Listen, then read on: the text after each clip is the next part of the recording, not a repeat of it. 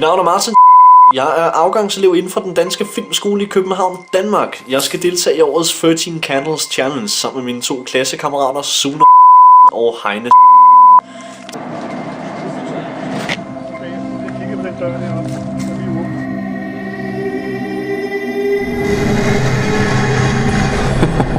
Shit.